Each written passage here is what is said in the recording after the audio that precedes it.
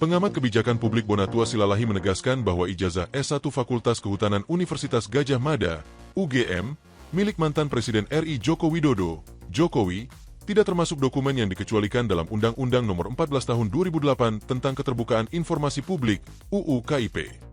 Pernyataan itu disampaikan Bonatua seusai sidang lanjutan sengketa informasi ijazah Jokowi di Komisi Informasi Pusat, KIP, pada Senin, 8 Desember 2025.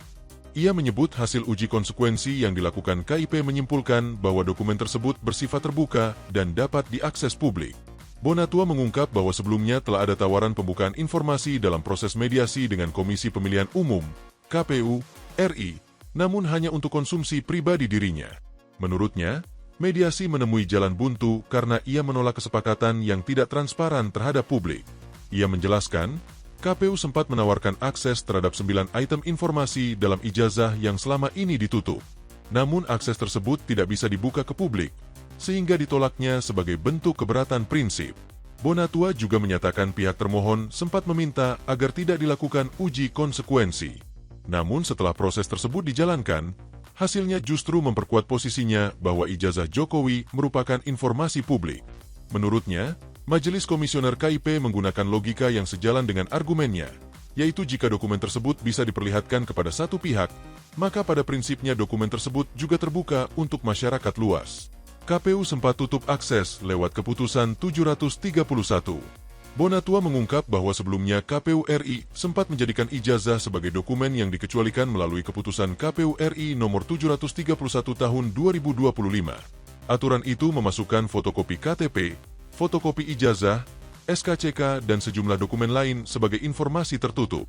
Namun keputusan tersebut menuai penolakan publik, hingga akhirnya resmi dibatalkan KPU pada 16 September 2025.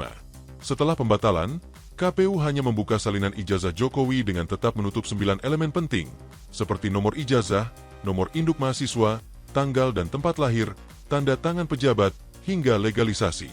Bonatua menilai perlakuan tersebut tidak adil. Ia menolak skema pembukaan terbatas yang hanya dapat dilihat dirinya sebagai individu, karena berpotensi menimbulkan kesan manipulatif dan tidak akuntabel. Dinilai berhak menyalin dan menyebarluaskan. Dalam persidangan, keterangan saksi ahli disebut telah menegaskan hak pemohon informasi publik untuk melihat, memeriksa, dan menyalin dokumen sebagaimana diatur dalam Pasal 4 UU KIP. Bonatua menegaskan akan terus memperjuangkan akses penuh terhadap dokumen tersebut, bukan hanya untuk kepentingan pribadi, tetapi agar publik bisa mengetahui secara terbuka. Ia menyatakan bahwa jika pada akhirnya ia diberikan akses penuh sebagai pemohon, maka seharusnya seluruh publik juga bisa mendapatkan akses serupa. Download Tribun X sekarang, menghadirkan lokal menjadi Indonesia.